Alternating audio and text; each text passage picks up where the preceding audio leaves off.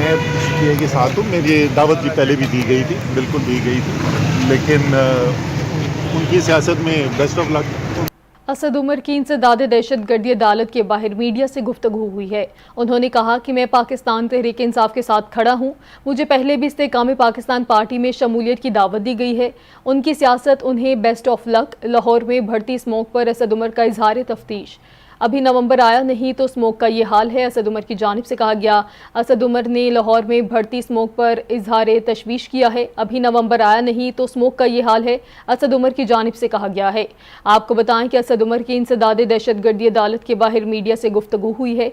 उनका कहना है कि मैं पाकिस्तान तहरीक इंसाफ के साथ खड़ा हूँ। मैं PA के साथ हूँ। मेरी दावत भी पहले भी दी गई थी, बिल्कुल दी गई थी, लेकिन उनकी सियासत में बेस्ट ऑफ लक।